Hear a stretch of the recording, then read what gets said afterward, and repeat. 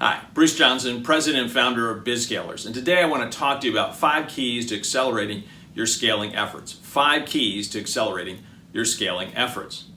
Have you ever been frustrated that it seems like you're trying to do all the right things to scale your business, and yet other companies are growing faster and you're growing slower?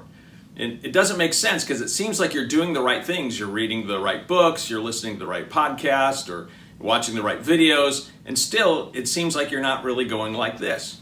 Well, if you've ever been frustrated, I'm going to try to solve that for you today.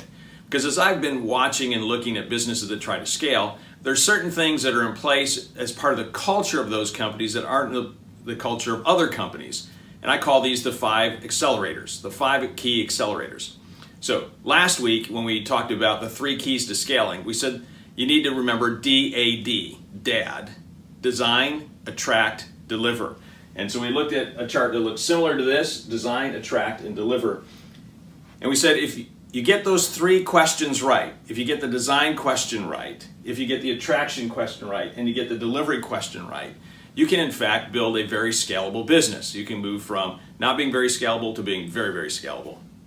But you can still get all of these things right and still not really scale fast. You can scale, just not rapidly.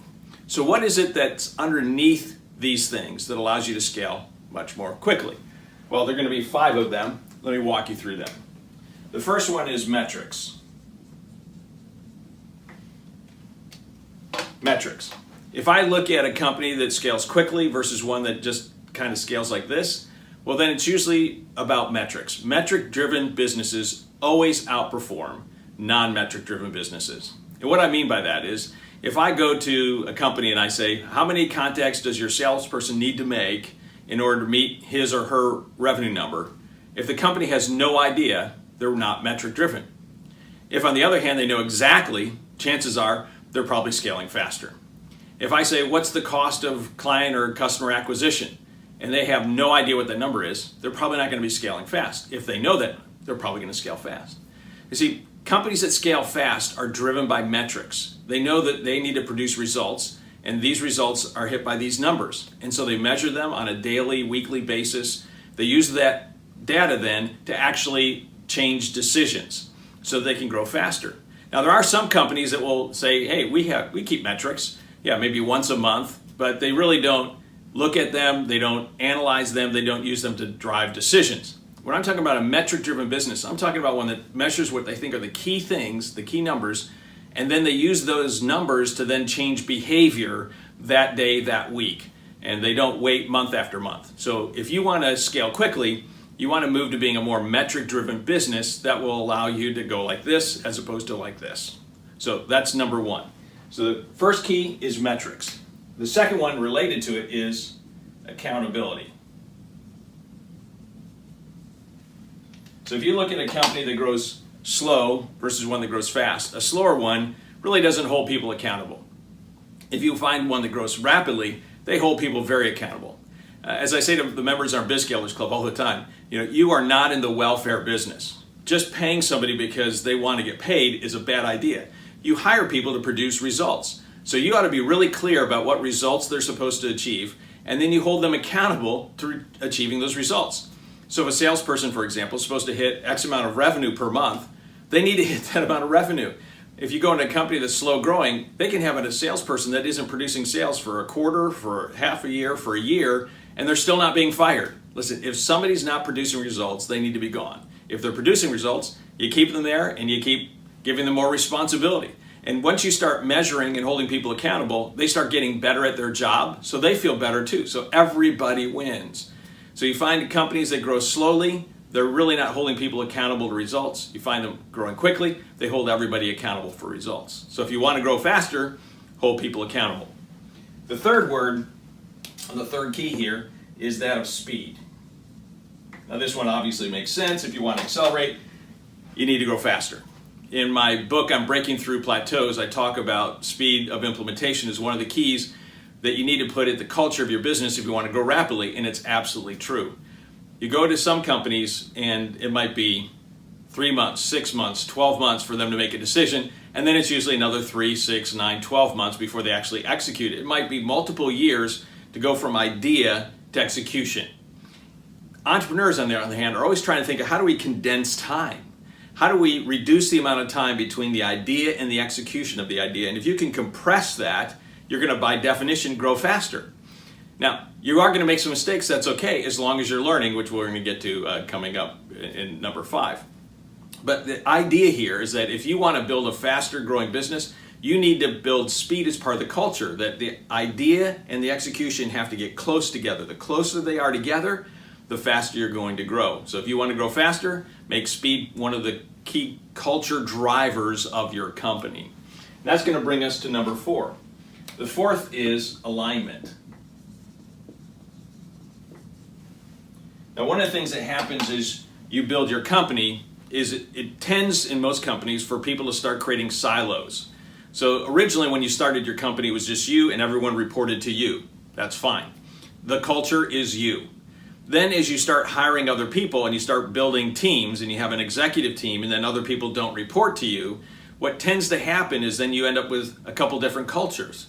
And so you've got the marketing culture, the sales culture, you've got the accounting finance culture, you've got the ops department, you've got the technology people, you've got the customer service people, etc. However you organize your company. And you get these little fiefdoms, and in the middle of all those different fiefdoms, other people aren't reporting to you, so they're getting the culture from those people. So if you don't make sure there's alignment in the culture, you can end up with 6 or 12 or 27 or 45 different cultures, and that is a terrible company. You're not going to scale like this. You're going to have infighting and people aren't going to be heading in the same direction. Likewise, you need to have one strategic plan, not 16 or 24 different strategic plans. One. So everyone should be aligned around these key principles, and everyone should be aligned around this key culture.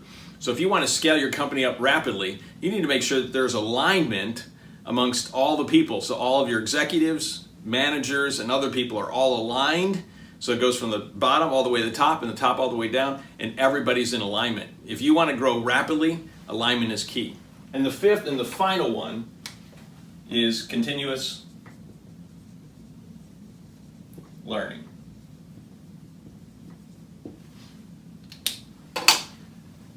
What we find in companies that grow fast, remember last time we talked about you here at the center, if you want to grow fast, you have to keep growing. And the more that you keep growing, the faster the company keeps growing. So in our BizScalers Club, one of the things that I tell all of our members is that you should commit at least 2 to 4 hours every week to planning and an hour a day to learning. An hour a day to learning.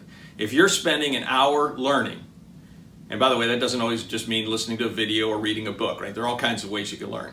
But an hour a day of learning, then you're going to get better and better. As you do that, you're going to start building that into the culture, and so your top executives and the people underneath them are going to start catching on that learning is what we do. You have to keep getting better if you want your company to grow like this, because you can't keep doing what you've been doing and get different results. You have to keep doing different things, and that comes from learning.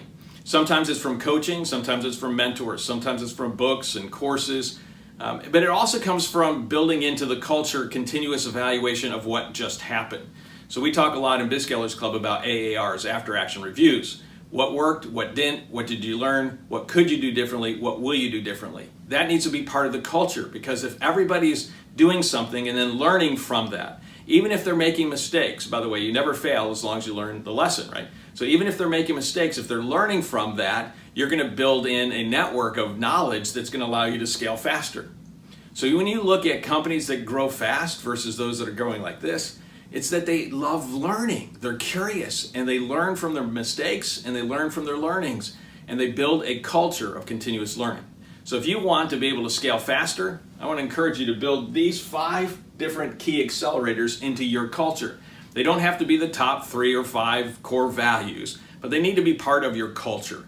And if you build metrics, accountability, speed, alignment, and continuous learning into the culture of your business, I guarantee you're going to grow much faster than you have in the past. Because these 5 accelerators, they are the accelerators to this.